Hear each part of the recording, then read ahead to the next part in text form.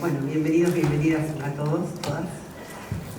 Estamos reunidos acá, como bien sabemos, para hacer una lectura, o en realidad para tener una conversación sobre el filósofo alemán Peter Sloterdijk, pero particularmente sobre 4 de sus libros. En el encuentro previo nos dedicamos básicamente a Estrés y Libertad y La fuerte razón para estar juntos, y hoy nos vamos a dedicar a Fobocracia y las epidemias políticas.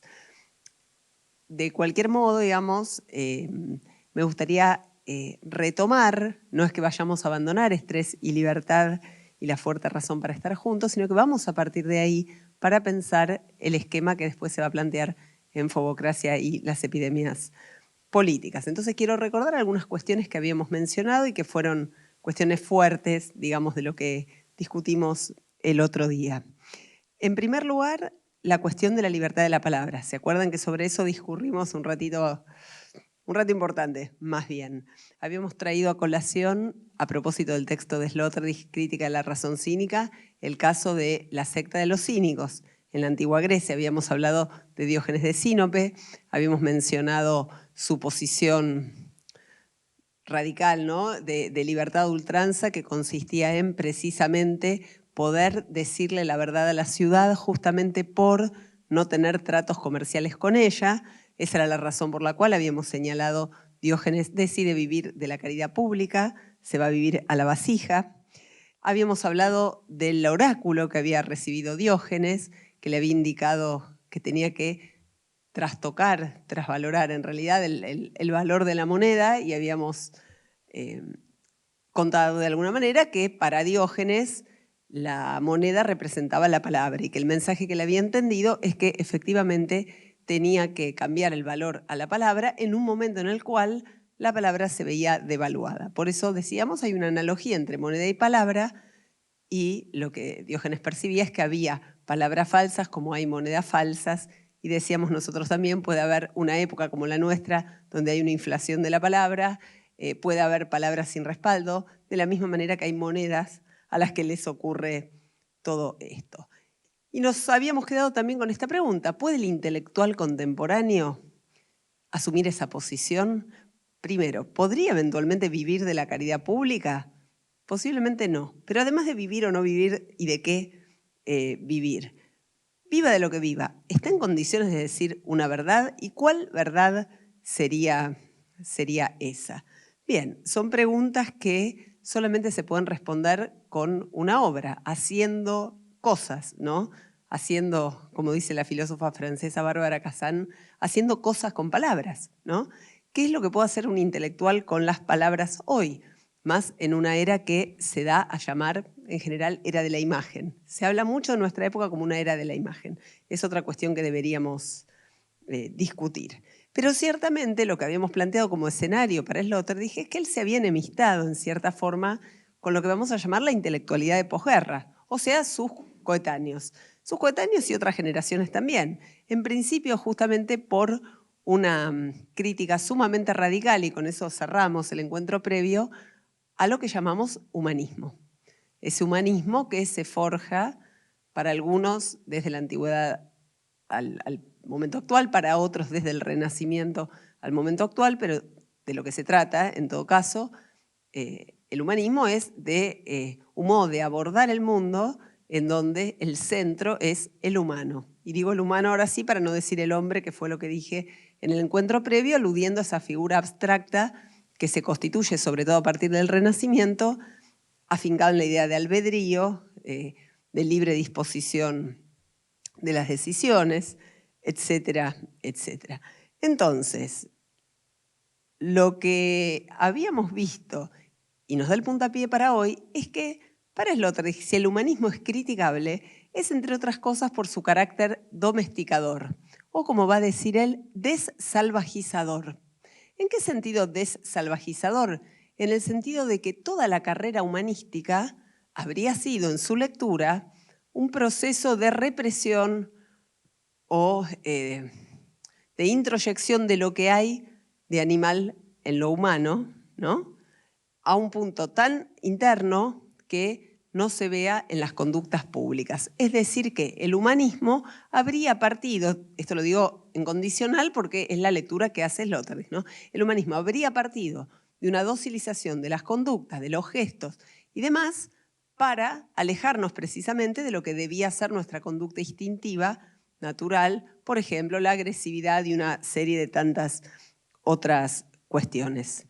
Ahora bien, el intelectual crítico, va a decir Sloterdijk, de fines del siglo XX, se encuentra con un escenario sumamente paradójico. En primer lugar, ciertos fenómenos técnicos torsionan la esfera pública de tal modo que esos antiguos impulsos que se creían erradicados, que el humanismo creyó erradicar, no parecen estar tan lejos. Por ejemplo, la violencia.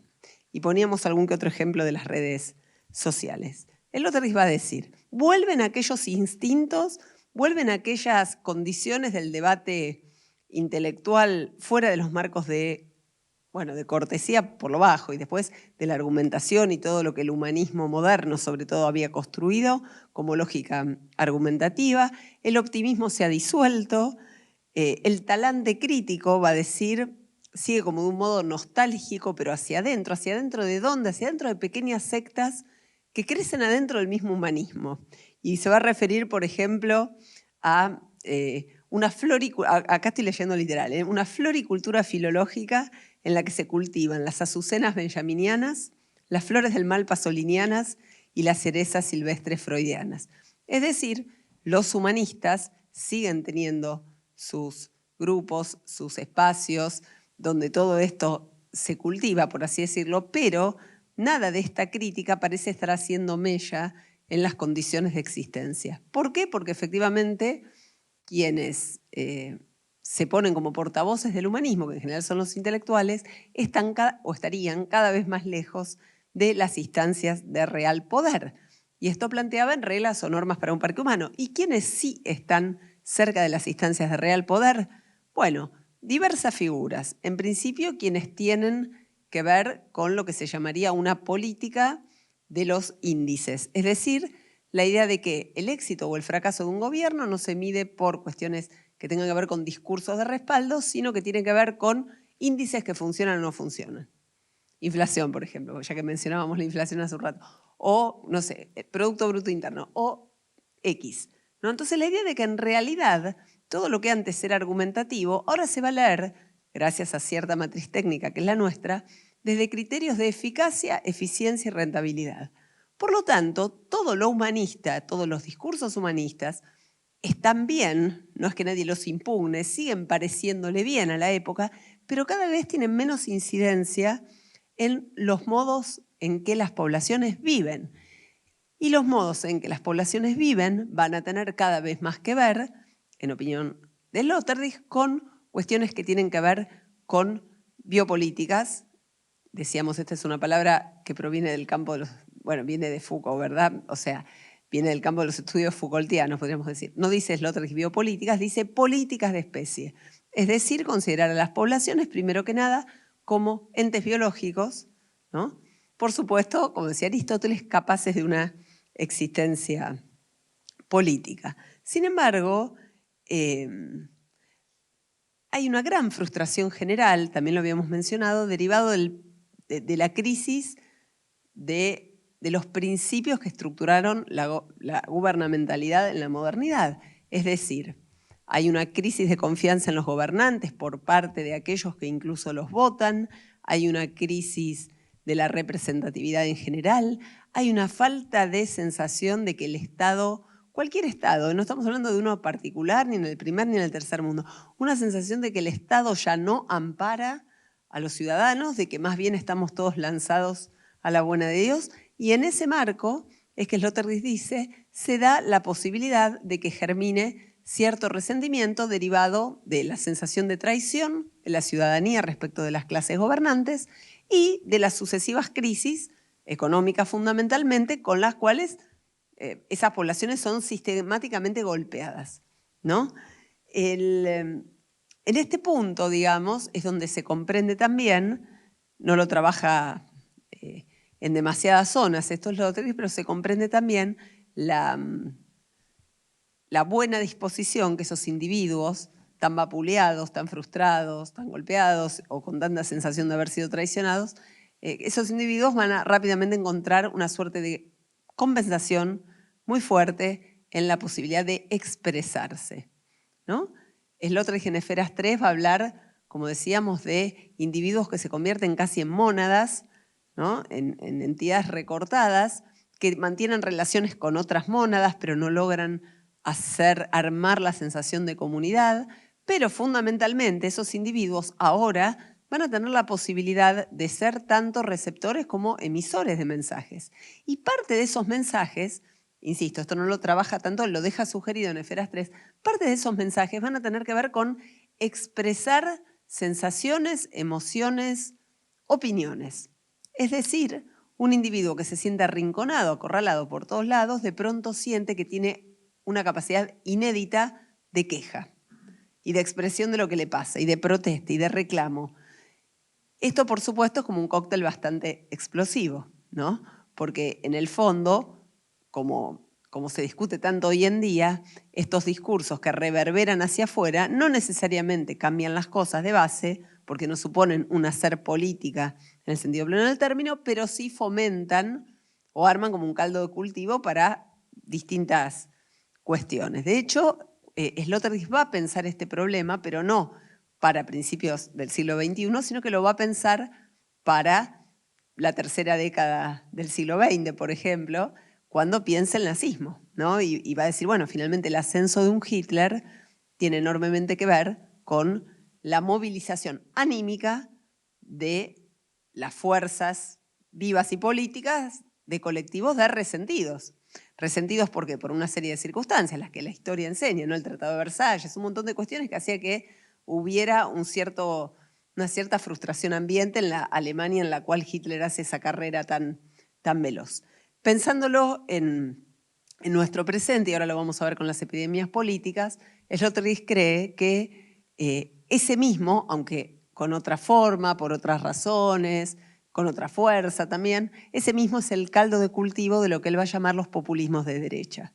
¿No? Iba a pensar una serie de figuras mundiales como Trump, por ejemplo, ¿no? Va a decir, bueno, aquí hay algunas figuras que uno no se explicaría cómo son tan votadas, podemos decir un Bolsonaro, ¿no? Cómo son tan votadas, cómo son tan celebradas. Sin embargo, si uno lo mira desde cierto otro lugar, ¿no? Hay una cuestión revanchista que aparece en ciertos discursos de esta tipología de líderes que engarza bien con esa sensación de haber sido tantas veces traicionado y por lo tanto necesitar una reparación. Por supuesto, uno después dice, bueno, pero esa reparación llega uno y después sí llega, ¿a costa de qué? ¿O a costa de quiénes? ¿No?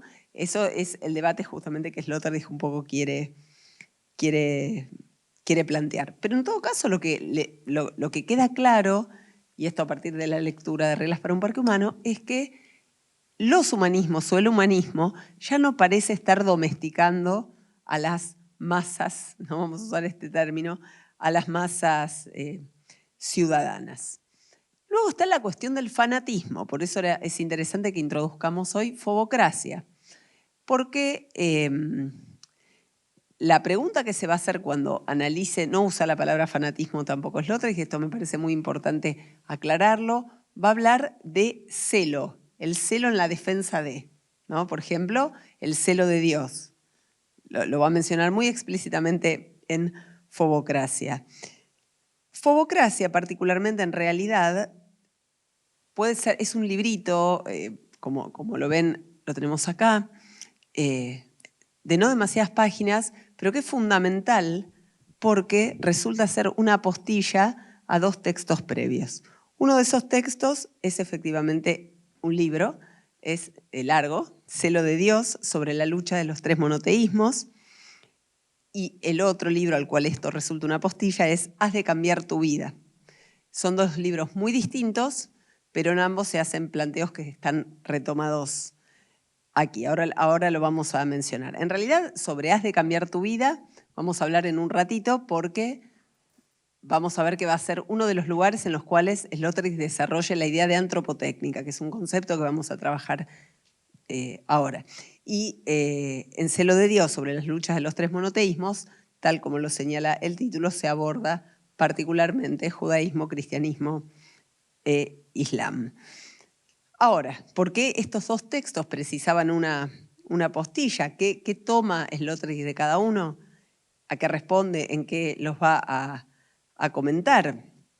Bueno, justamente, la operación que hace con gran habilidad Sloterdijk en Fobocracia para pensar los monoteísmos es justamente no emplear la palabra fanatismo. En vez de pensar en algo así como una pasión desbocada en defensa de algo, quiere invertir el punto de mira y decir, bueno, quizás de lo que se trate es del celo y del orgullo de ciertos colectivos de haberse sentido elegidos para la defensa de una religión, ¿verdad?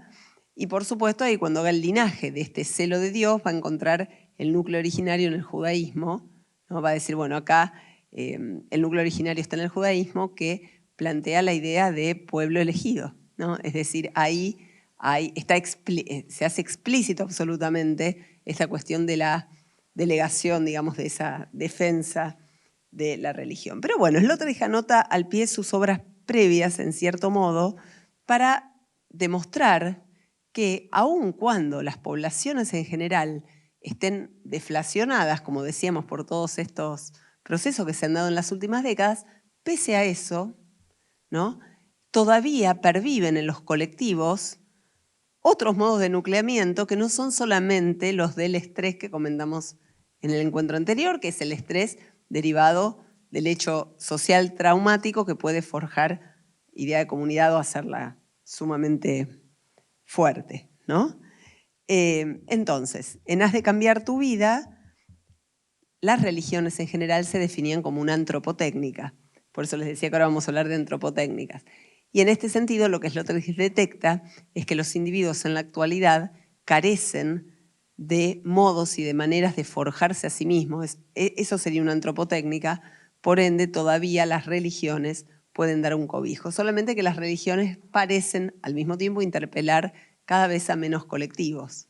¿Por qué? Porque por cuestiones de evolución también de los últimos 2 siglos, sobre todo, la opción religiosa en un momento dado ya no viene dada por imposición comunitaria, por así decirlo, sino que pasa a ser algo electivo, incluso algo del campo de lo privado, ¿no? Los estados tienen religiones oficiales, pero en líneas generales son bastante laicos en Occidente en sus funcionamientos, por ejemplo. Pero cada uno de los miembros de ese estado, de los ciudadanos, puede optar por una religión u otra, no está obligado a. Eso le da a la opción religiosa un sesgo absolutamente diferente al que tenía en siglos anteriores. Lo interesante es que esas religiones, salvo en casos muy puntuales, ya no logran el efecto de síntesis colectiva que habían logrado en otros momentos. Y ahí va a pensar, por supuesto, porque ese es un poco, creo, el disparador en Fobocracia, la cuestión de los terrorismos, ¿no? Que es algo que ha inquietado a las comunidades políticas desde la última parte del siglo, en realidad desde el inicio del siglo XXI, pero ya desde la última parte del XX, ¿no? Todo esto de lo que nos habla, sin duda, este estado de cosas, es de nuevos modos de habitar, de nuevos modos de sentir, a partir de prácticas asociadas a nuestros nuevos artefactos tecnológicos. Veamos entonces mínimamente esta noción de antropotécnica. La aparición de este concepto de antropotécnica en Sloterdijk se da en 2 momentos distintos, con 2 connotaciones distintas. Una es en la famosa conferencia que ya les mencioné bastante, Reglas o normas para un parque humano, el año 99, y después en el libro que acabo de mencionar a propósito de Fobocracia, que es Haz de cambiar tu vida. En ambos textos hay 2 definiciones distintas de antropotécnicas. Las definiciones que las conciben como mejora del mundo y las definiciones que la conciben como mejora de sí o mejora de uno mismo. Son 2 cuestiones absolutamente diferentes, porque cuando uno piensa la antropotécnica como mejora del mundo, lo está pensando en un nivel comunitario o colectivo. Cuando uno lo piensa como mejora de sí, lo está pensando en un nivel individual. Pero ¿por qué harían falta antropotécnicas? O sea, casi literalmente, técnicas para el hombre. ¿Y técnicas para hacer qué cosa con el humano? Bueno, Sloterdijk va a decir para incubar humanos dentro de una comunidad. Va a decir, los humanos son individuos que crean sus esferas de sentido, eso es lo político, crean sus esferas, crean su morada, digamos, crean los espacios en los cuales se van a sentir en su propio medio ambiente contenedor, y al hacerlo, incuban nuevos humanos en el mismo sentido.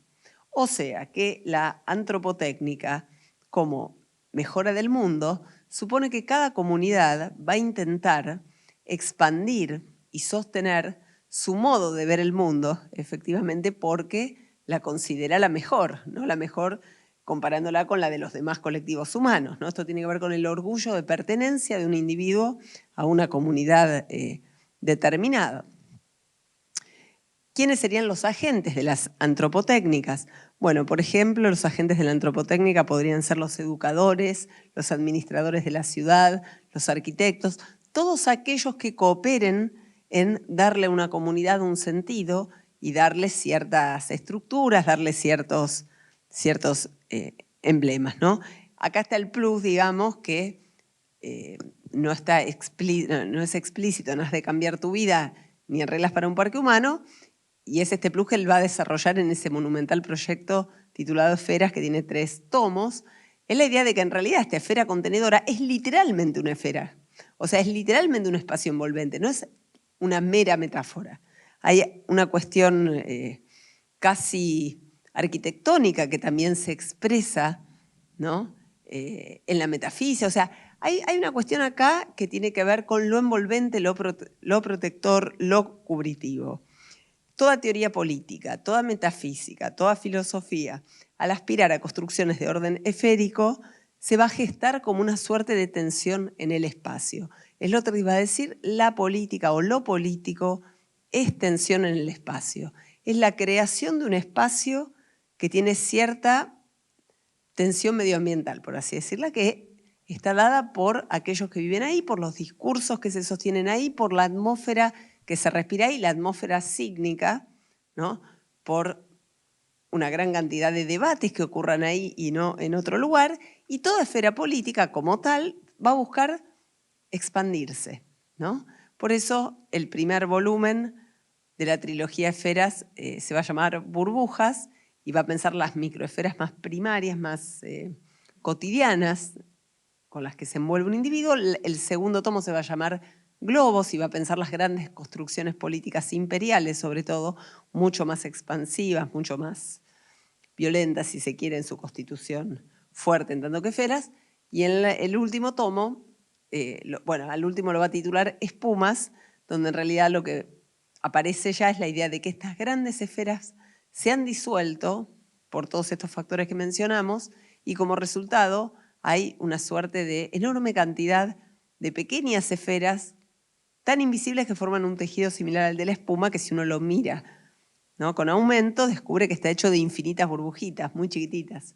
La idea del otro es esa, lo que era la gran burbuja del imperio del Estado-Nación, hoy es una masa que nos parece más amorfa, pero que está compuesta por infinidad de microesferas que seríamos cada uno de nosotros.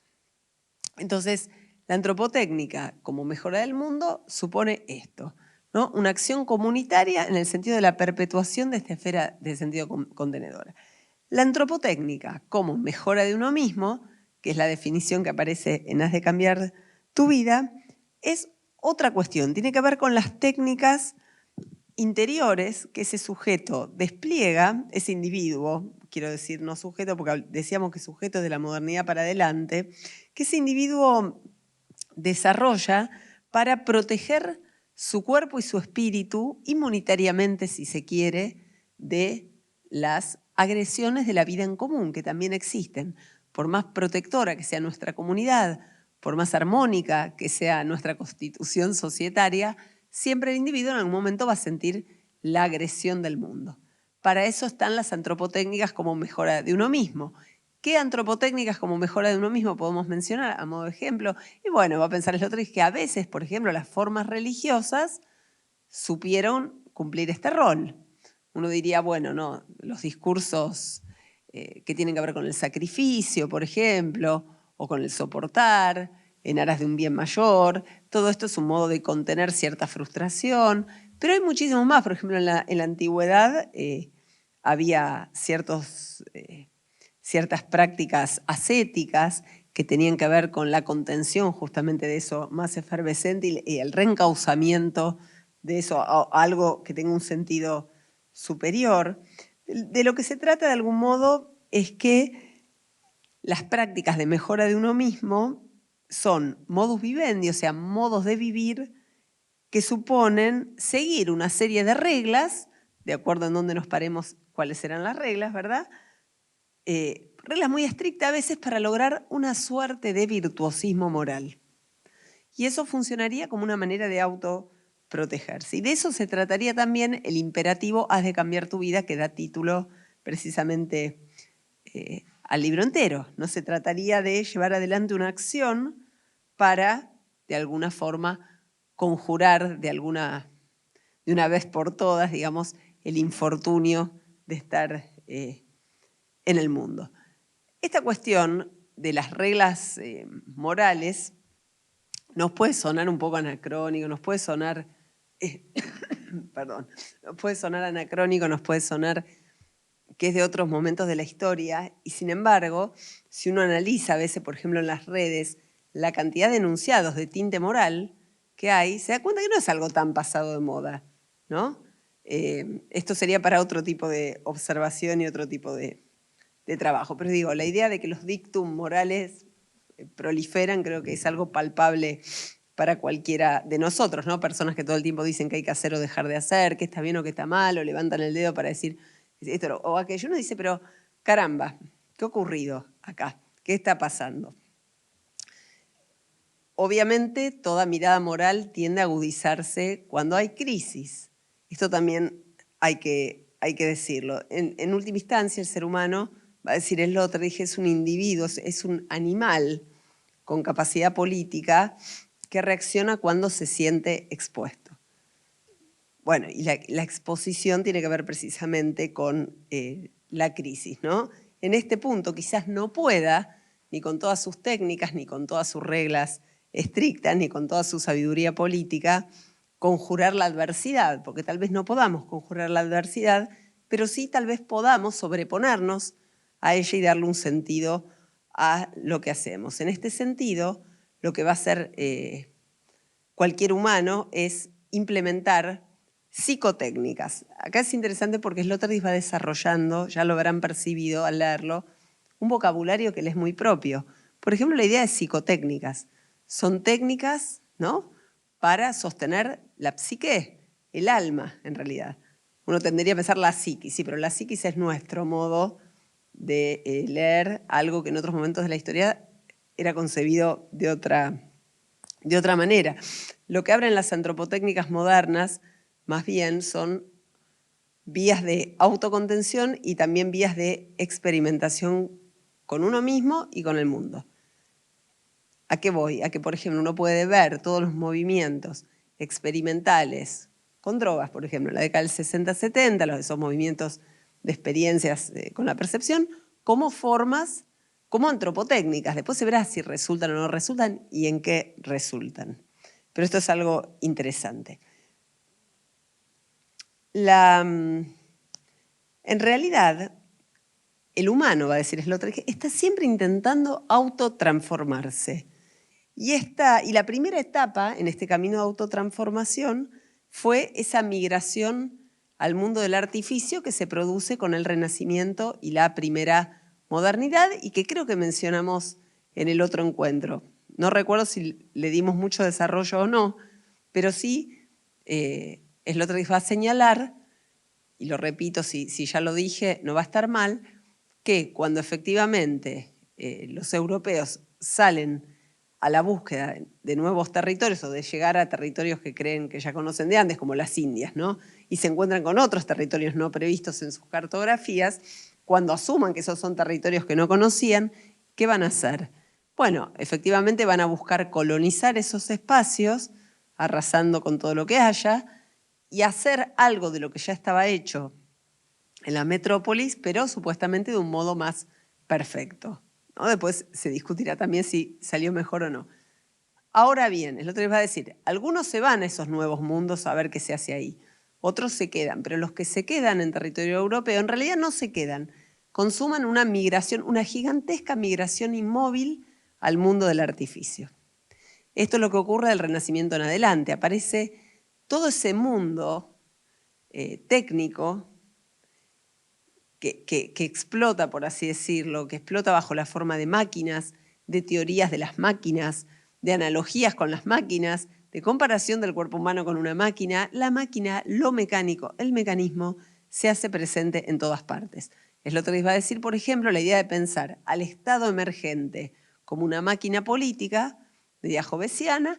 Esa idea marca precisamente que ya el artificio es el nuevo mundo en el cual habitan estas generaciones de tempranos modernos.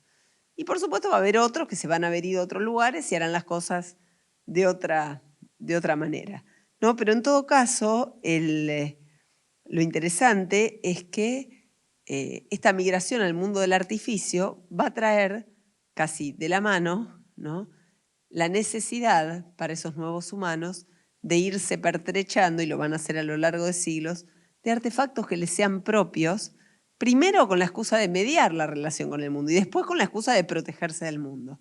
Es decir, primero va a ser algún elemento que me permita mediar o comunicarme con el mundo, cierto medio de comunicación, supongamos, la televisión, la radio, antes la prensa, las gacetas, lo que fuere.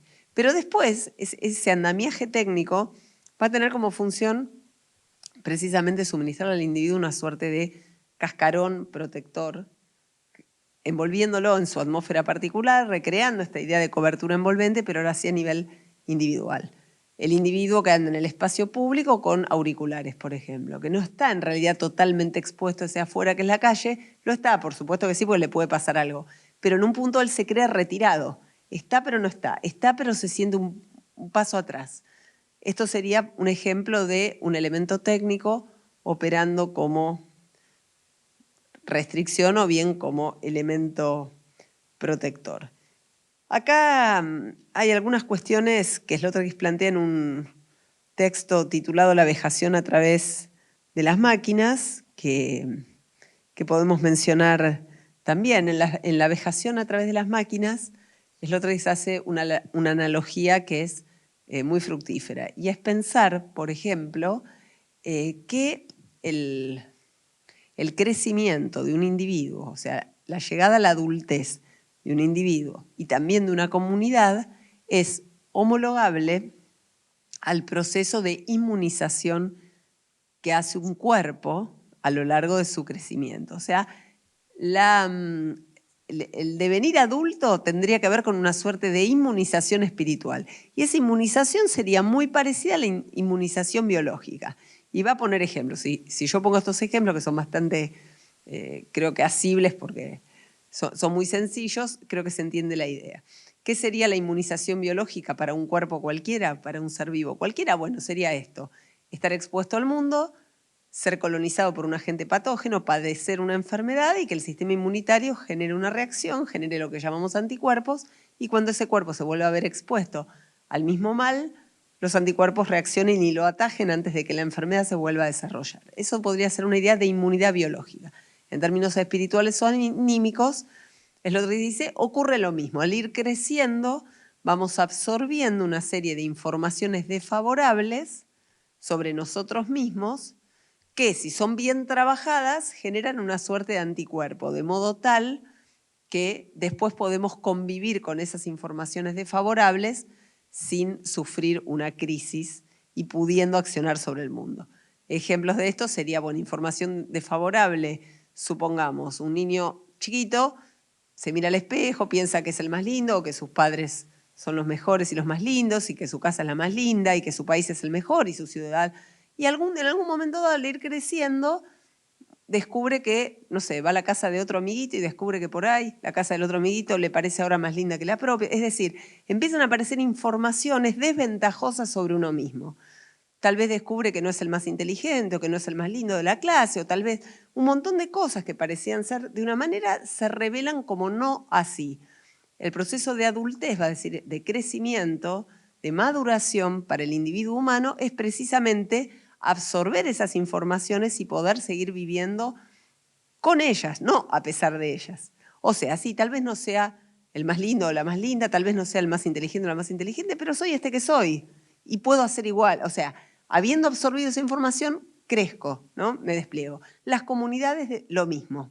Entonces, las comunidades van creciendo e inmunizándose de modo colectivo, igual que lo va haciendo el individuo singular.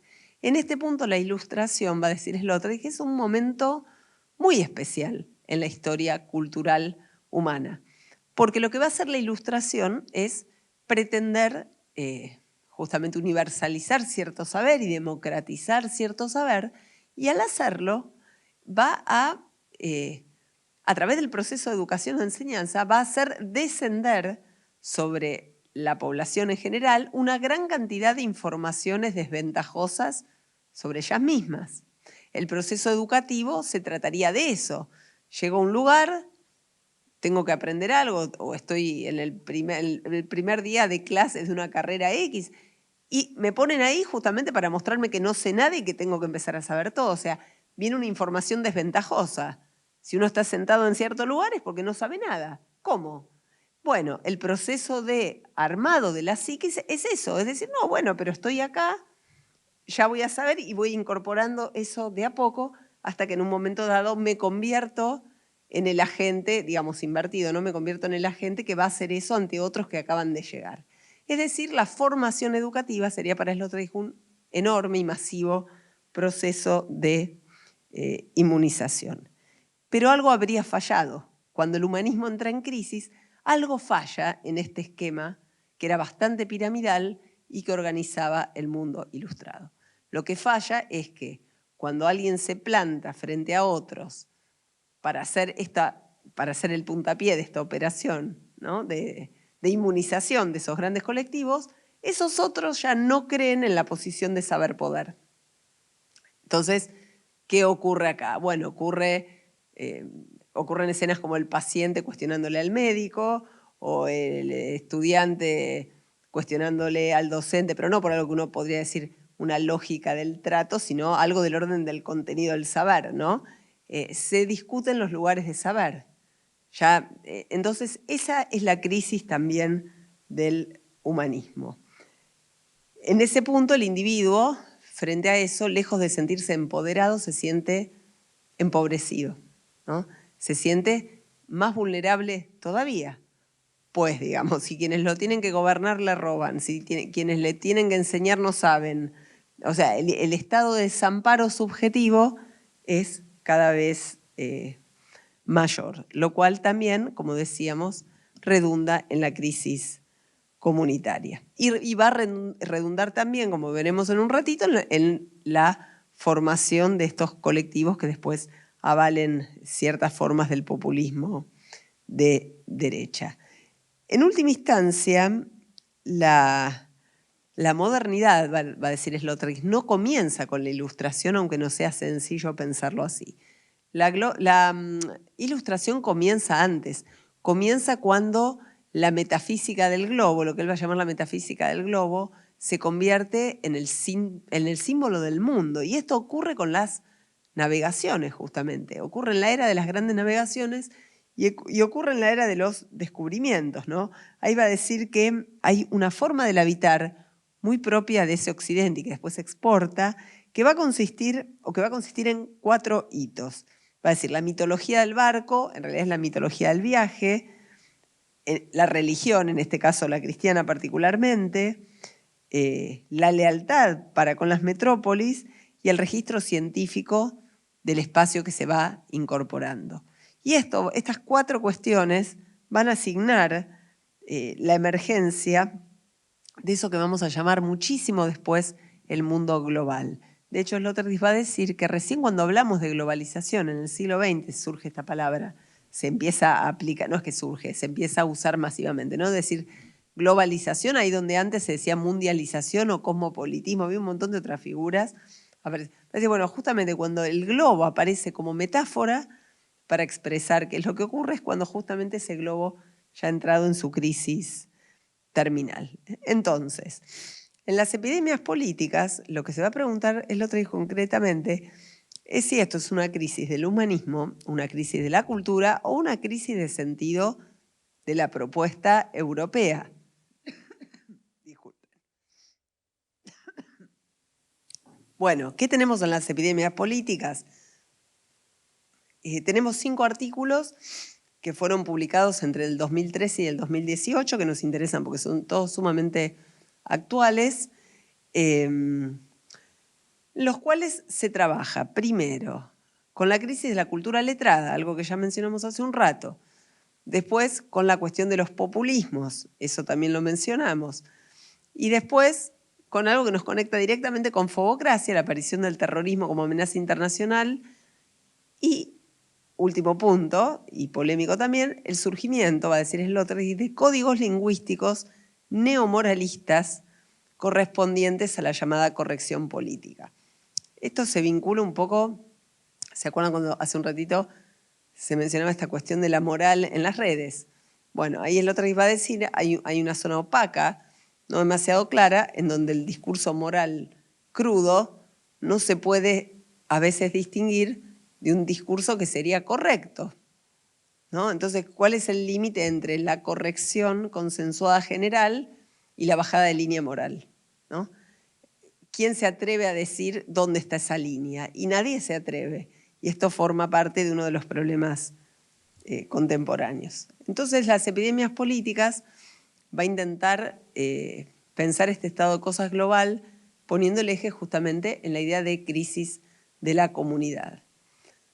¿Por qué empieza por Europa? ¿Por qué focaliza primero en la pregunta por Europa? Bueno, porque en realidad va a considerar Sloterdijk que en los Estados-nación europeos comenzó el verdadero experimento, por decirlo así, sobre lo que va a llamar las consecuencias climáticas y culturales de la globalización, ¿no? Porque el mundo europeo es un mundo hoy barrido por miles de refugiados que llegan a las costas, que tratan de ver cómo se insertan, etcétera.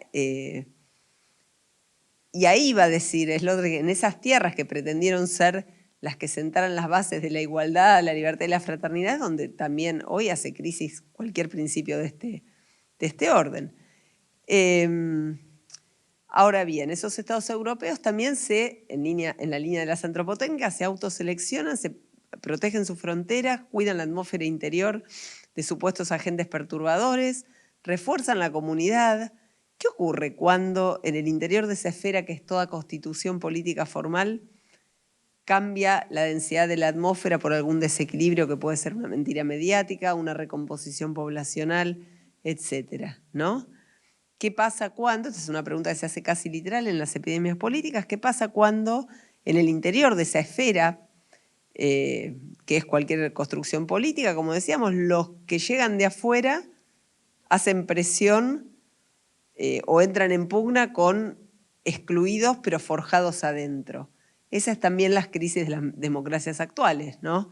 La llegada de colectivos que vienen de otros lugares, que pueden ser expatriados, pueden ser migrantes, y ante los cuales reaccionan no tanto las élites del lugar de llegada, sino los colectivos pauperizados, de esos lugares que sienten en esas migraciones una amenaza. En última instancia, es lo otro que va a decir, ante lo que estamos es ante la crisis del principio artificial nación. Me interesaba ese modo de llamarlo, ¿no? El principio artificial nación.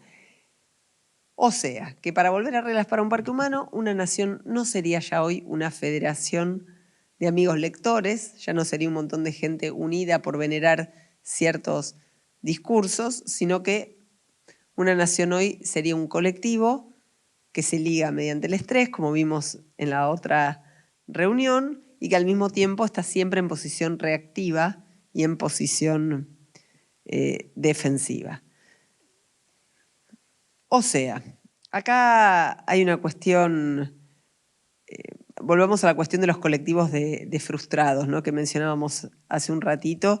El libro en el cual él trabaja esto en relación con el ascenso al nazismo es El desprecio de las masas, que es también un homenaje a un autor que es Elías Canetti, ¿no?, que tiene un clásico, un libro impresionante que es Masa y Poder, ¿no? Y Masa y Poder es un texto que a su vez no tiene prácticamente continuadores, ¿no?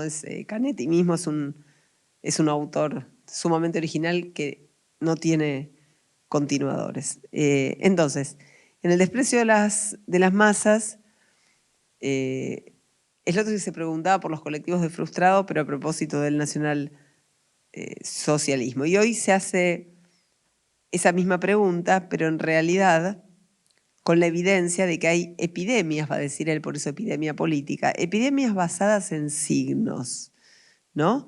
Distorsiones tramitadas a través de la noticia, ¿no? Amenazas difusas que logran articular el ascenso de ciertos partidos. Los populismos a los cuales refiere Sloterdijk son básicamente europeos, pero no solo, también piensa en Donald Trump, etcétera. No llega, y en Bolsonaro creo que se los mencioné también hace un momento. Lo interesante acá es la idea de que ese individuo que cree canalizar la frustración a través de los medios técnicos y de la expresión de su opinión tampoco lo logra del todo y tiene que recurrir en última instancia de vuelta a la dimensión colectiva. Ahí se producen una serie de paradojas o solapamientos que tienen que ver con las promesas para las minorías y las mayorías, ¿no? En muchos casos, ciertas formas de los populismos de derecha justamente impugnan lo que se da a llamar los derechos de las minorías, ¿no es cierto? Y los impugnan en nombre de un bienestar general, ¿no? A la vez en otros modelos políticos, esos derechos de las minorías también suelen ser excluyentes mutuamente, con lo cual se producen paradojas permanentemente.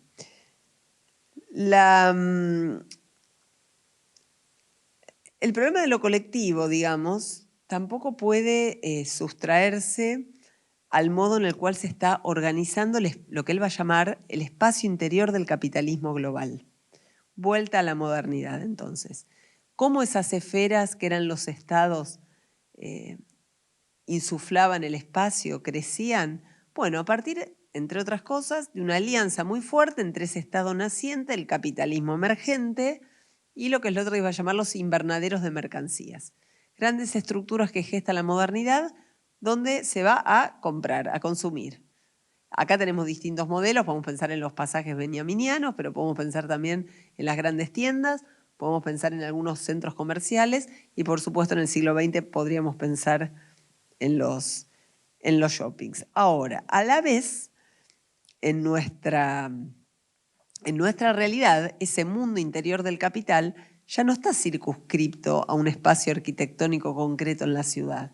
Nosotros, como bien sabemos, y es una práctica cotidiana, podemos ir a un shopping a comprar algo, a un centro comercial, pero también podemos comprar a las 2 de la mañana por Mercado Libre. Es decir, el mundo técnico nos ofrece la posibilidad de materializar ese objeto de deseo, ¿no?, en cualquier momento y sin necesidad de esperar a la hora de apertura de un local, ¿no? Entonces hay una forma casi inédita que no se había dado nunca hasta ahora de circulación a alta velocidad del capital y en cualquier horario e inmovilidad de los cuerpos o incluso retiro de los cuerpos.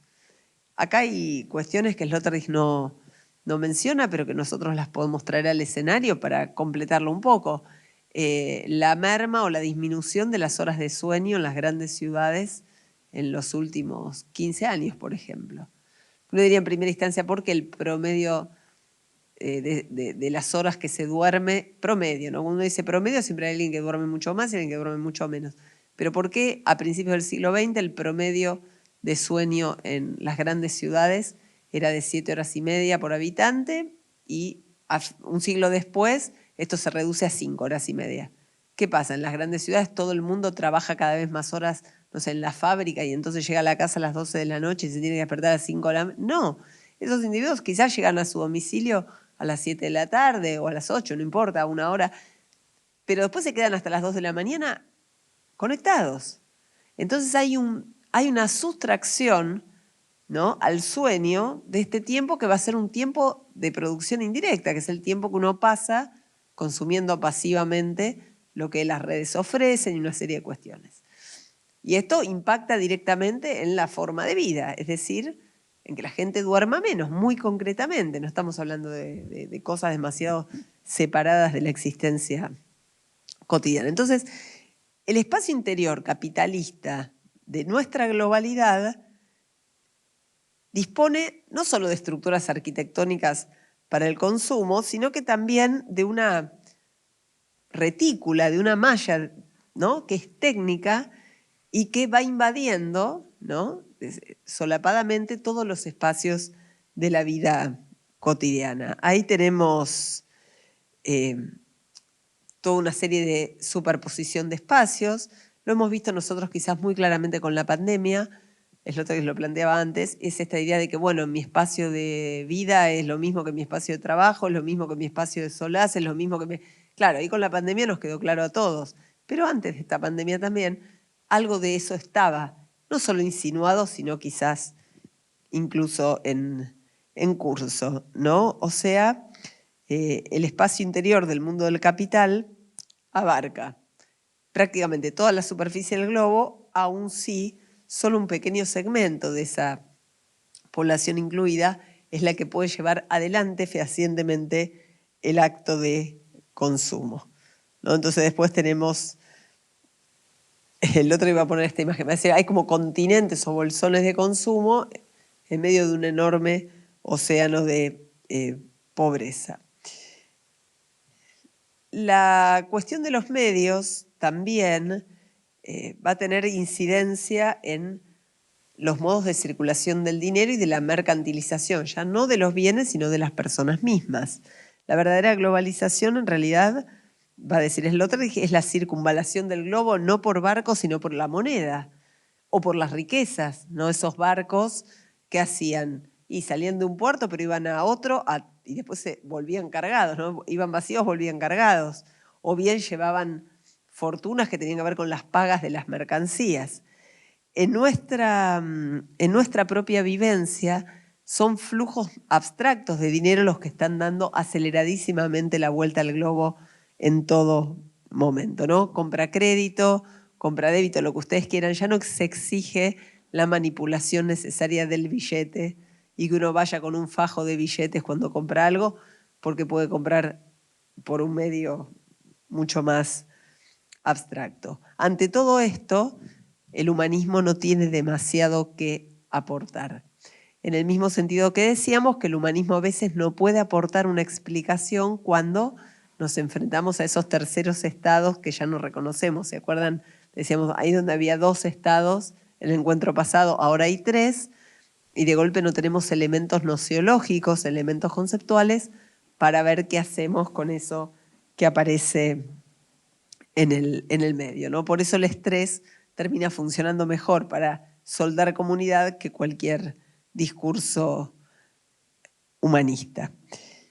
El viejo precepto antiguo, para volver a los filósofos antiguos, pero ahora no a los cínicos, sino a otros.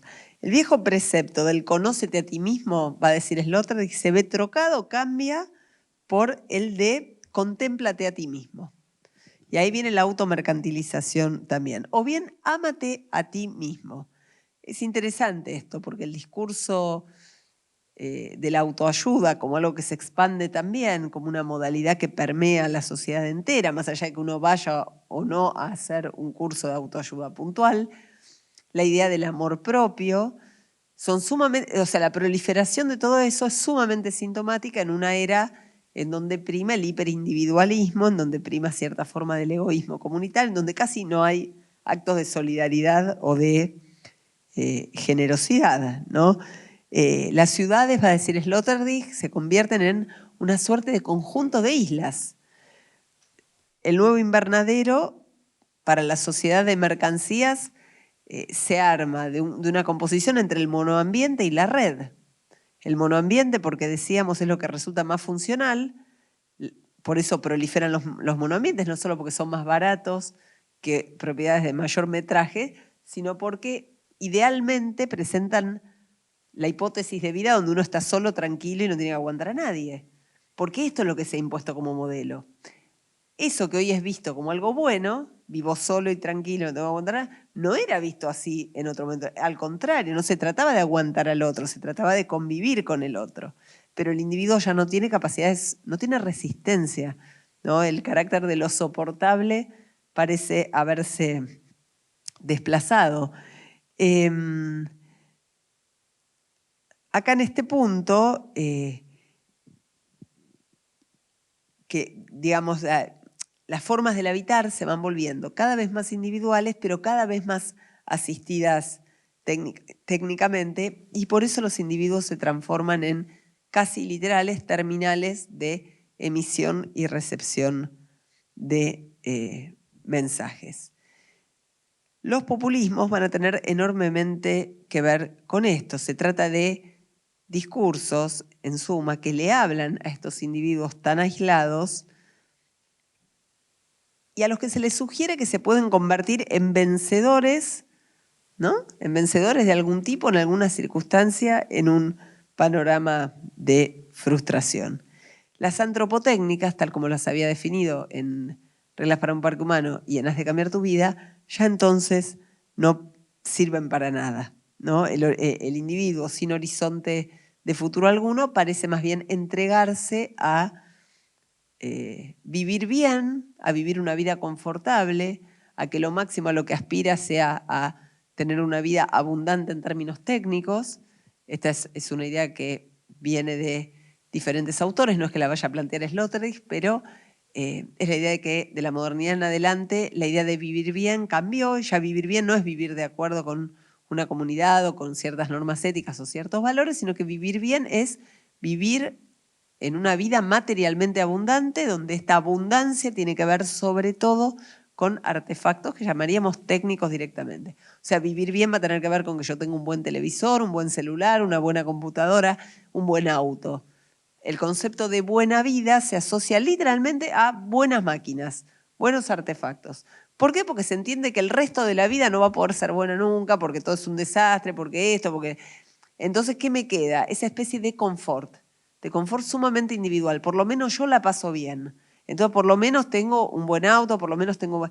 Esa idea de vivir bien es absolutamente opuesta a la idea del buen vivir aristotélico, por ejemplo. El buen vivir aristotélico tenía que ver con la vida de acuerdo con ciertos principios éticos. Entonces, ¿dónde está el individuo hoy? ¿En qué punto está? Bueno, justamente en un campo psíquico como abombado, como estirado, en el cual no puede contar con nada sino con su propia cobertura sígnica que se tiene que armar farragosamente a partir de la comunicación con otros. Ahí es donde las religiones no logran dar un paraguas, donde los gobiernos, o sea, todos los llamados discursos tutelares no funcionan, no funcionan. Incluso digo, otros discursos que eran más micro que los grandes discursos tutelares religiosos o estatales, como el discurso de la familia, que fue un discurso muy moderno, tampoco parece estar funcionando, ¿no?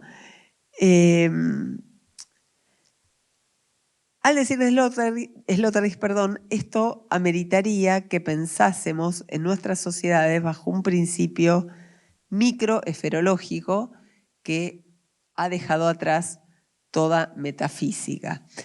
Y se acuerdan que en el otro encuentro decíamos, bueno, cuando Sloterdijk se refiere a metafísica, se refiere a un modo de pensar el mundo, según preceptos acuñados hace muchísimo tiempo, en donde la forma del espacio era también expresión de un mundo de valores. Entonces la metafísica que sostiene a Occidente o a una sociedad tiene que ver con sus estructuras políticas. Bueno, hoy esa metafísica estaría en crisis con todo el humanismo que la sostenía.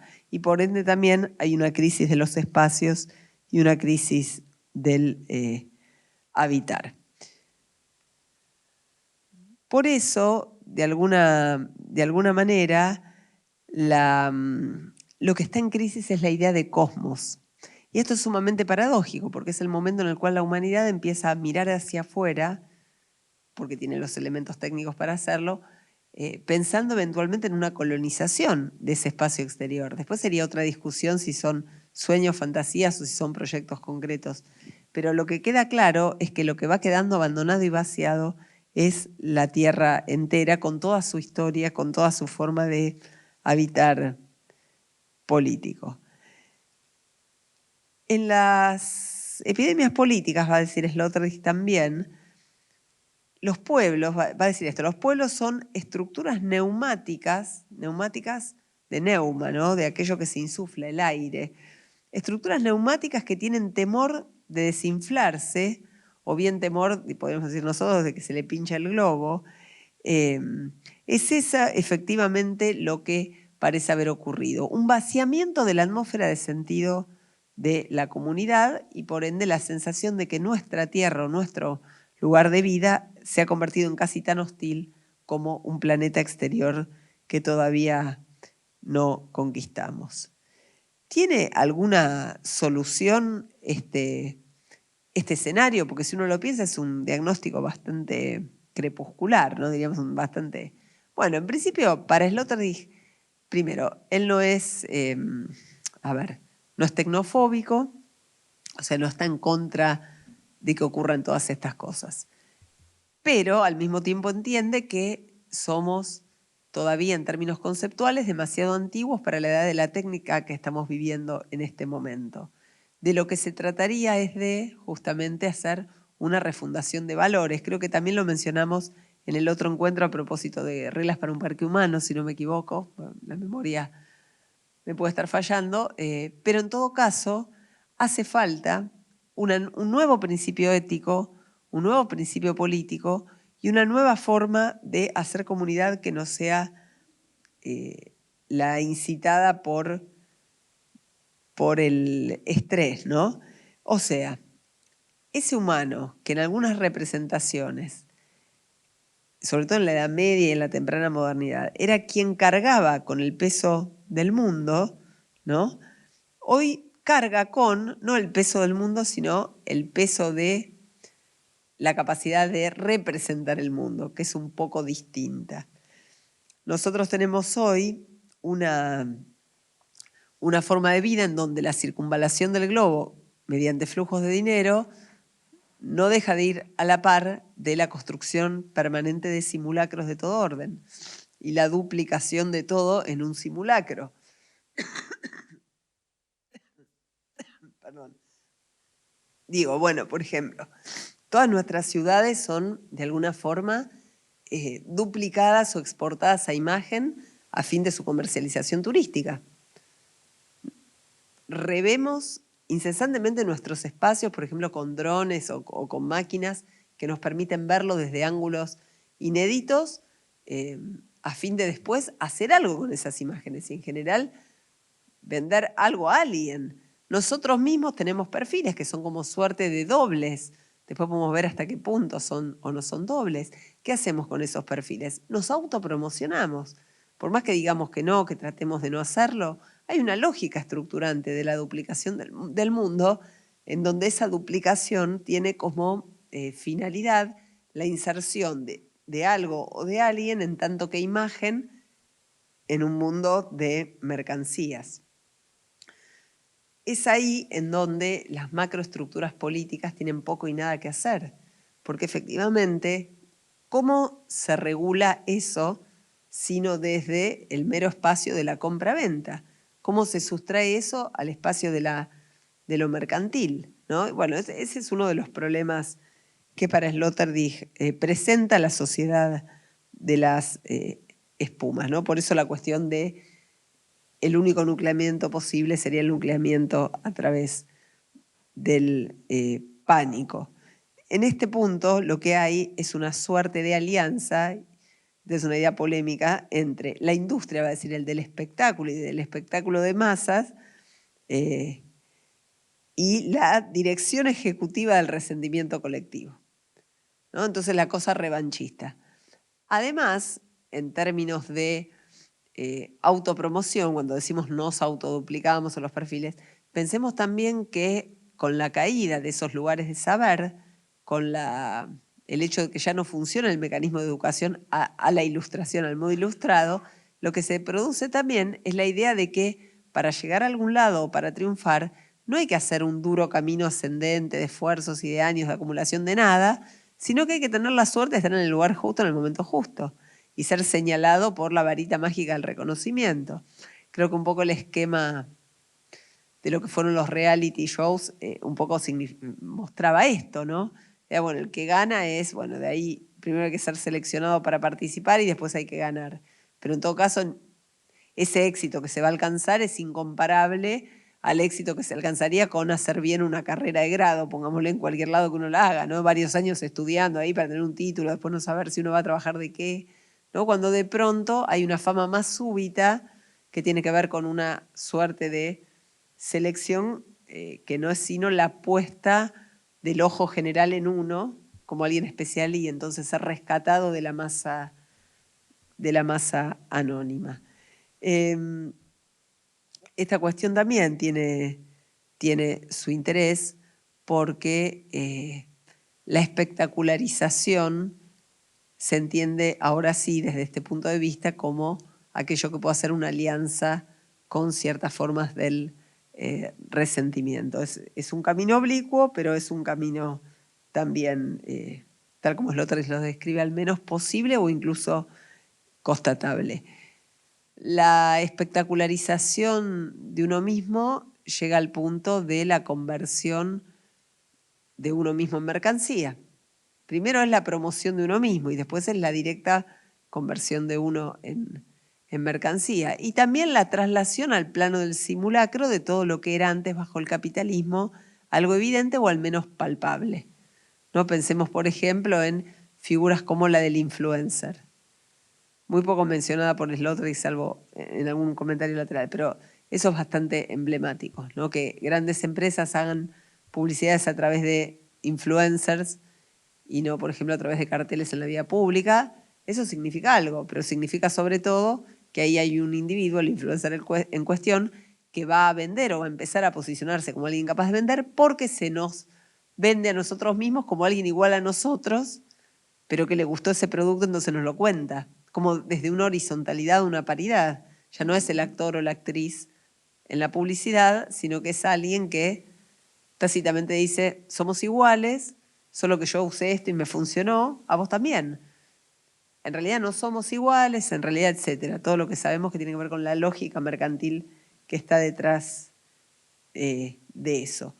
¿Qué lugar queda para la antropotécnica acá como mejora del mundo y la antropotécnica como mejora de sí? Es sumamente paradójico. La antropotécnica como mejora del mundo no tiene demasiado espacio de despliegue desde el momento en que no hay casi discursos colectivos que permitan afirmar que vamos hacia un lado o vamos hacia el otro. Solo hay disputas permanentes dentro de los colectivos. Y la antropotécnica como mejora de sí tampoco parece estar logrando ninguna redención en este plano de desastre psíquico, desde el momento en que muchas veces esa antropotécnica se convierte también en algo singular y mercantilizado. Por ejemplo, para sentirme bien o para soportar esto o tengo que hacer un curso de X cosa. O sea, tengo que pagar una prestación o tengo que pagar un servicio. O sea, no hay ya posibilidad de que el individuo encuentre esos caminos espirituales, llamémoslo como, que no supongan la adquisición de un producto, ¿no? En este punto, aquellas antiguas reglas para un virtuosismo moral de la antigüedad han quedado absolutamente fuera de juego.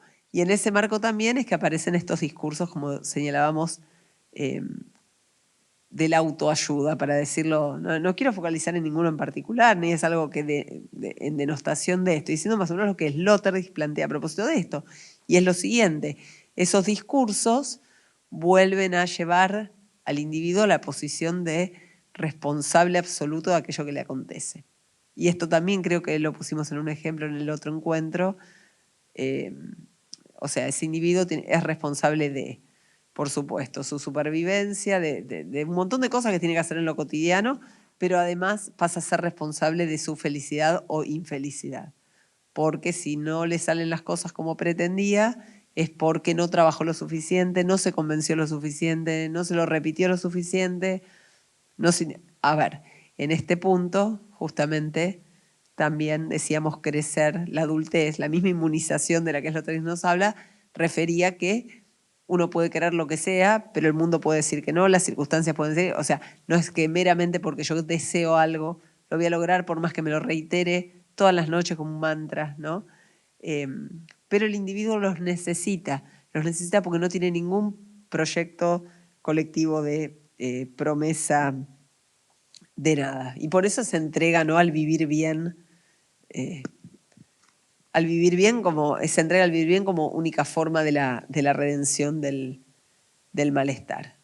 Después hay una cuestión interesante también que aparece en Fogocracia, y es, la pregunta por el afuera del mundo. Toda cuestión religiosa involucra la pregunta por el mundo y por lo que trasciende al mundo, por lo que hay acá y lo que puede estar en otro lado a lo que no accedemos.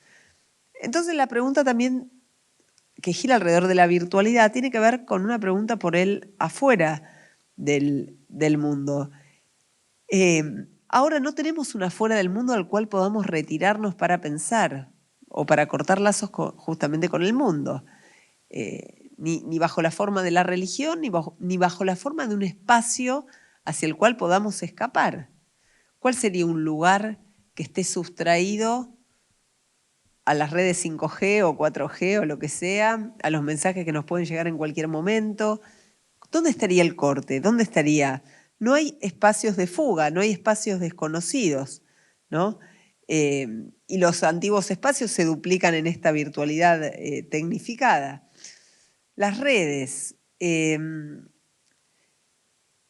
La historia de la psiquis humana, va a decir Sloterdijk también, es la historia de la negociación de sentido entre lo que uno es y lo que son los otros. Pero esas redes, en otros momentos, tenían otra tesitura. Hoy son redes literales, en donde estamos permanentemente aquí y allá, vinculando, y donde aparecen también nuevas formas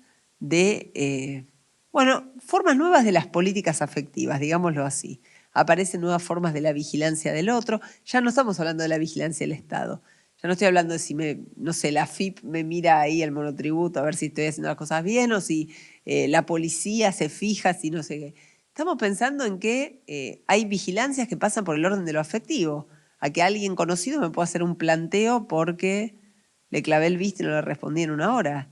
Eso no es el Estado que me está persiguiendo, no es la policía, ni el juez, ni es la AFIP. O sea, y sin embargo el individuo se ve coaccionado por nuevas políticas de la visibilidad. Por eso decíamos, la cuestión del retiro y del afuera del mundo, de golpe cobran otro sentido, porque ¿cómo me retiro de eso?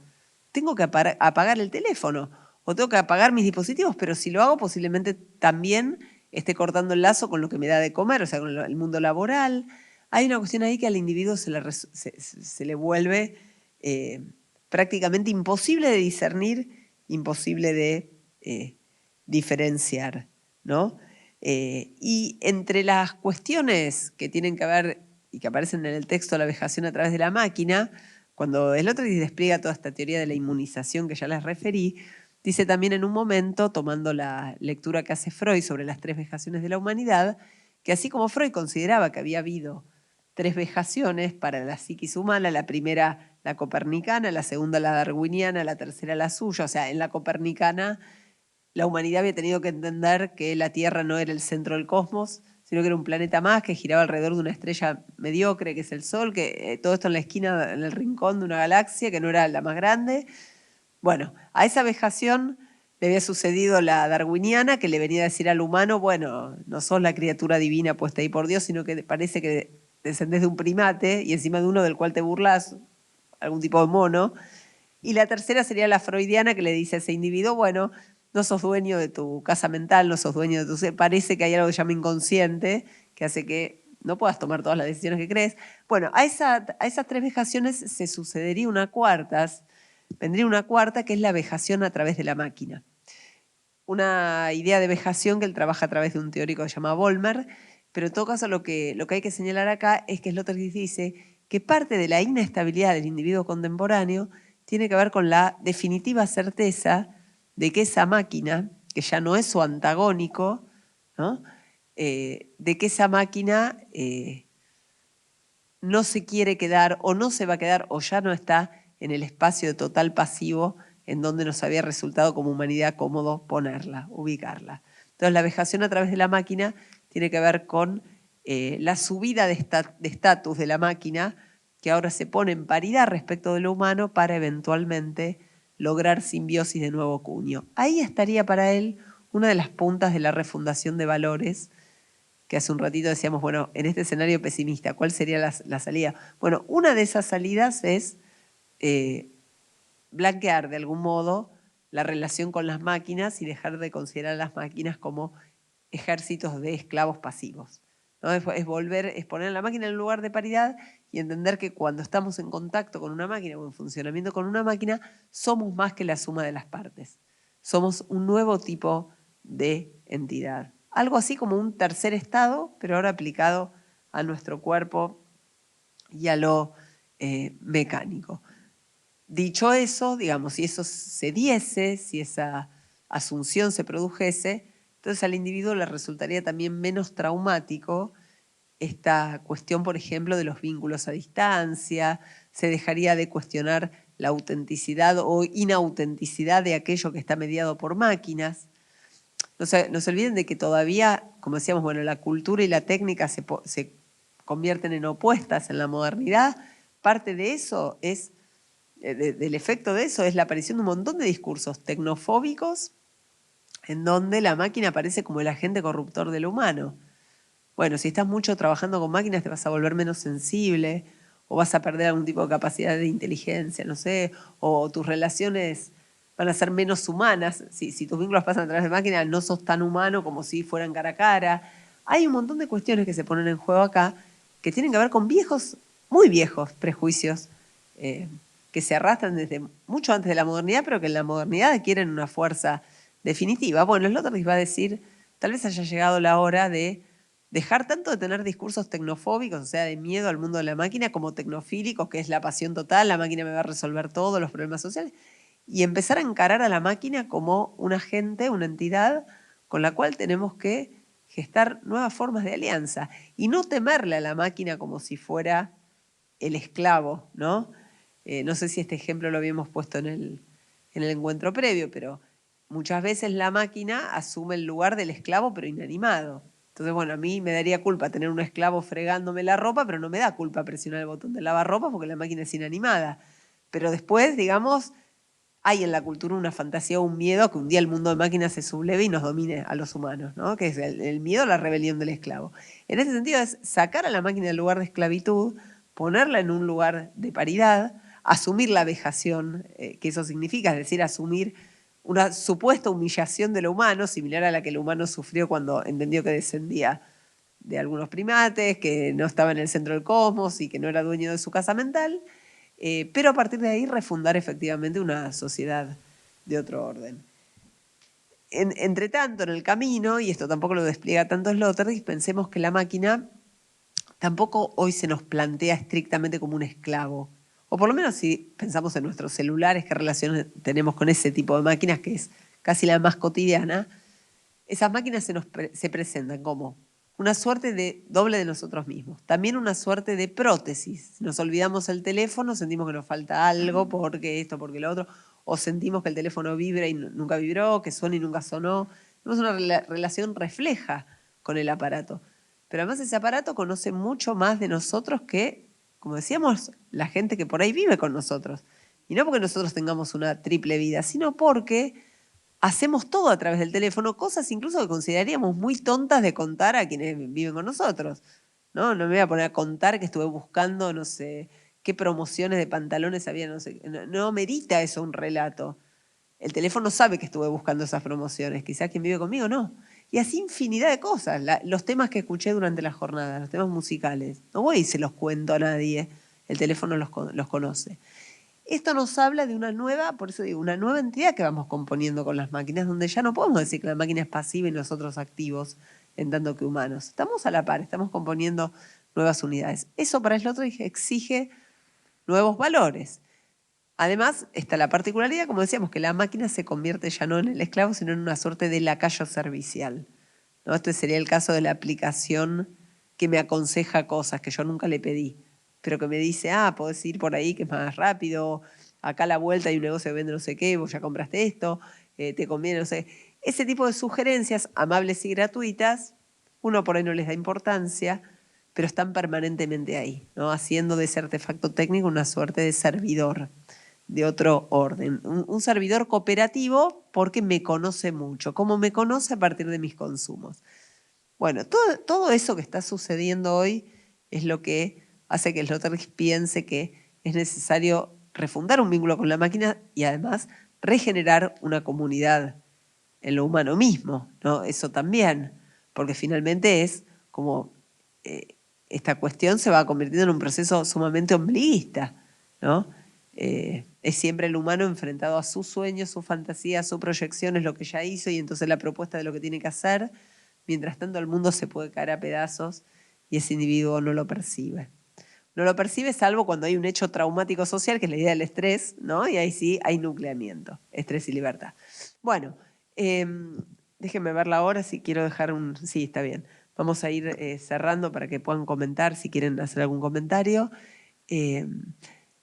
Creo que en ese punto también lo que Fobocracia y las epidemias políticas plantean como un panorama bastante inquietante, que sería por un lado la supervivencia de cierto celo en la defensa de un ideal religioso expresado bajo el terrorismo y por el otro lado la súbita popularidad de un montón de políticos que provienen, que tienen un origen no similar, pero que todos tienen discursos revanchistas o prometen algo así como... bueno, creo que esas dos cuestiones cobran un nuevo sentido si se piensa en la crisis de lo político como una crisis de una lengua sobre el mundo. Pero sí quería cerrar diciendo que Sloterdijk no es en ese sentido pesimista, lo acabo de decir, me lo voy a repetir, sino que piensa que de lo que se trata es de volver a armar otro modelo para pensar lo existente. Como decir, bueno, el modelo antiguo no funciona más, el modelo moderno no funciona más. En realidad el modelo antiguo y el modelo moderno eran el mismo, era la metafísica occidental que viene guiando nuestra forma de hacer política y de estar en el mundo. Eso ya no funciona y habrá que inventar, como dice él, nuevas lenguas metafísicas. Lenguas amparadas, no sabemos todavía en qué, si en la máquina, pero que en todo caso sí tiendan a difundir la hipostasis digamos, del yo, ¿no? Ese yo con mayúsculas, y vuelva a restituir un tejido comunitario o una relación de más paridad con la máquina.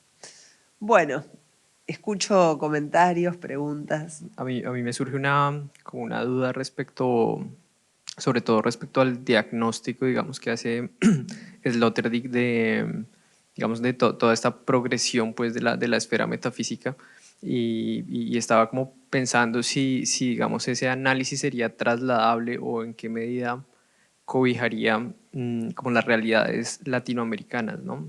Si no podríamos pensar, digamos que acá funciona o funcionaría de forma diferente, ¿no? Que, digamos, acá tal vez no, digamos, las crisis no son las mismas o sí, como hay como una coexistencia de eso viejo y de eso nuevo, ¿no? Como que no sé, acá, no sé, hay lugares donde no sé, no hay agua potable, no hay, no sé, acceso a internet, sí, como hasta dónde es trasladable a la realidad latinoamericana, por lo menos, ese análisis, es como la duda que me surge. A ver, creo que en distintas zonas, ahí tendremos que ver bien, el otro siempre se refiere a islas de riqueza en medio de un océano de pobreza. Y cuando dice un océano de pobreza, está pensando no solamente en una especie de división del planiferio en primer mundo, tercer mundo, sino dentro de cada estado entre las élites y sus zonas pobres, que las hay en todo estado-nación, ¿no? Las zonas marginadas, las zonas pobres. Entonces, ahí hay algo que creo que él sí considera. No obstante, es cierto que, por ejemplo, los populismos no se dan igual en América Latina, si queremos pensar en América Latina, que en Europa. Sin duda, las variables de esos populismos, los cortes van a ser distintos.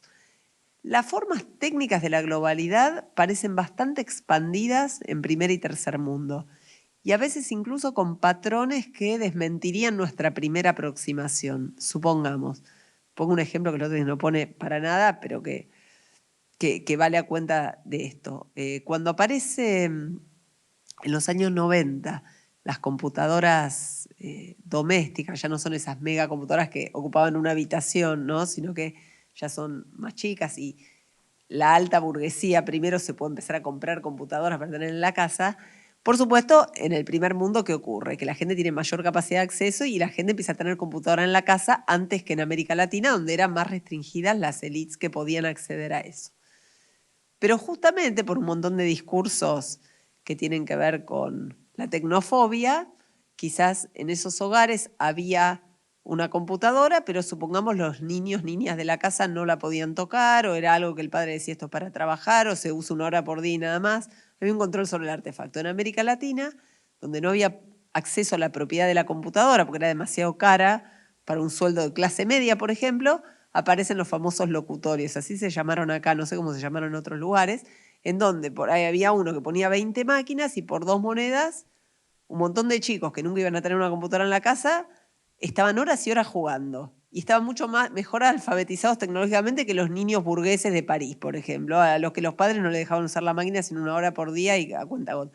Entonces, una vez que la máquina misma aparece en distintos escenarios, las apropiaciones son bastante inéditas y totalmente fuera de marco, ¿no? A veces puede pasar efectivamente que en un lugar del tercer mundo se tenga mejor conocimiento del uso de cierta tecnología que en un lugar que uno diría, no, ahí como ahí se puede y hay mejores máquinas, ahí seguro que todos lo saben. Y por ahí no están así. Pero lo que decís es cierto, digamos, los populismos, ciertas tradiciones de lo político son absolutamente diferentes en primer y en tercer mundo, y por supuesto las formas de la pobreza también son diferentes. No es lo mismo la pobreza en la India, como decíamos, que la pobreza en los suburbios de Londres, ¿no? O que la pobreza en Colombia, o sea, o que la pobreza en Argentina, o sea, ahí es cierto que hay variables locales. Yo creo que Sloterdijk, no es que las conozca todas, pero creo que entiendo, sabe diferenciar, sabe entender que hay algunas diferencias y que en otros campos hay una exposición total de las poblaciones del mundo a ciertos procesos, de los cuales ya casi ninguna quedó sustraída. Creo eso, pero ahí, bueno, ahí podríamos ver puntualmente, ¿no? Cuestiones concretas y buscarlas, digamos.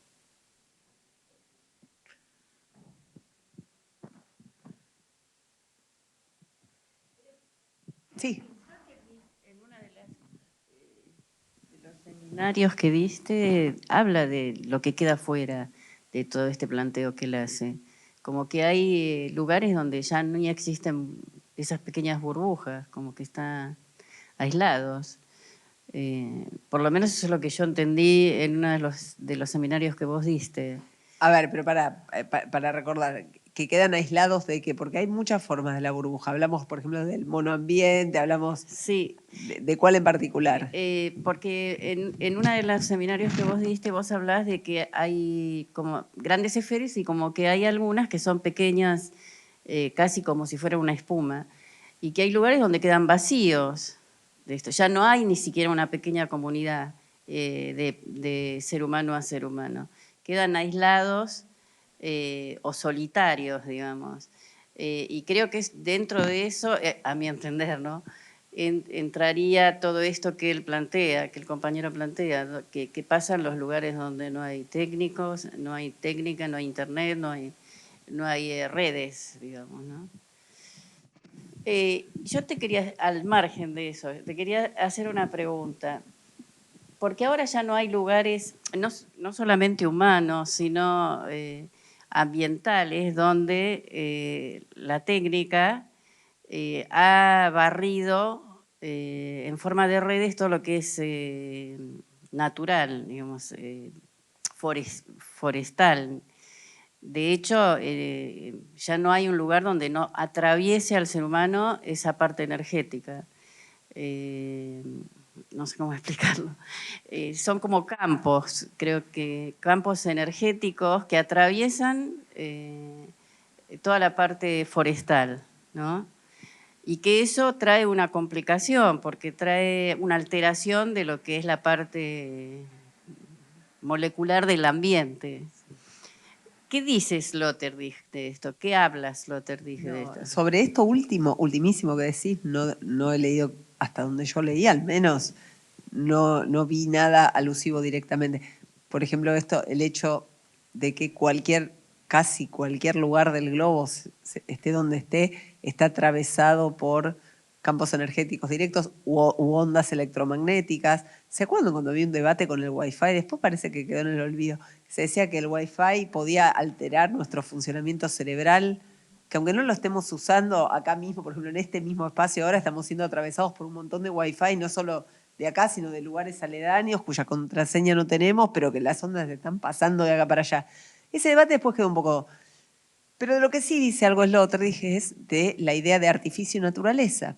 Y finalmente va a decir que en realidad lo que tendremos que hacer primero que nada es abandonar la idea de que existe algo así como una naturaleza, porque en este momento, en este punto actual de la civilización global, todo lugar que creemos naturaleza es casi un artificio o un constructo técnico. Y para eso se remite a esa mirada heideggeriana, ¿no? La que señala, bueno, lo va a poner Sloterdijk con el ejemplo del Parque Nacional o la Reserva Natural o alguna construcción de decir, bueno, nosotros vamos a un lugar a ver naturaleza. Creemos que emblemáticamente eso está expresado en la Reserva Natural, donde justamente no hacemos fuego, no hacemos campamento, no tiramos basura, vemos cómo es la naturaleza. Claro, pero eso es una construcción técnica, pues si no está el guardabosque, no está la cerca, no está el cartel que dice prohibido fumar, o sea, eso no existiría. O sea, la naturaleza, en tanto que naturaleza natural, se ha desvanecido. Y cuando aparece es una recreación gestada como producto técnico de algún modo. Hay una serie de reglamentaciones. Entonces, él apunta más bien a la idea de artificio naturaleza para terminar siendo, bueno, finalmente, un artificio no es algo que tiene un origen artificial o un origen natural. Artificio es todo aquello que no podría sobrevivir sin los cuidados, sin la intercesión humanos. Entonces, una planta de invernadero es un objeto artificial, aunque sea natural la plantita en sí, y está en una maceta y tiene una raíz de verdad, pero es artificial porque si la tengo en un balcón de Buenos Aires es porque le tengo que dar unas vitaminas no sé qué, un riego no sé cuánto, una iluminación no sé qué, protegerla de tal manera, porque si la dejase realmente expuesta a la naturaleza, moriría porque mi plantita de invernadero, supongamos, viene del Amazonas. Y viviría bien en el Amazonas, pero no en Buenos Aires. Y así una serie de cosas. Entonces, a lo que empuja el otro es a discutir la idea de naturaleza natural primero, y después respecto a esto otro, que todo el espacio geográfico está atravesado por la técnica, no he visto que él dijese algo concreto, pero sí que lo asume como algo que es así. O sea, hay muy pocos lugares del globo, por ejemplo, donde no hay alcance de redes realmente. O sea, que estas ondas invisibles no estén barriendo todo, es muy difícil encontrar lugares. Sí. Es que por lo que yo entiendo y lo que he hablado con algunos ingenieros, ya no hay. ¿O no hay? No hay, sí. Gracias. Bueno, les agradezco mucho que hayan venido y bueno, nada, que disfruten la lectura de estos cuatro libros. Hay una mesita ahí afuera, si alguno de ustedes los quiere. Y bueno, nada, nos seguiremos viendo en espacios de debate. Gracias.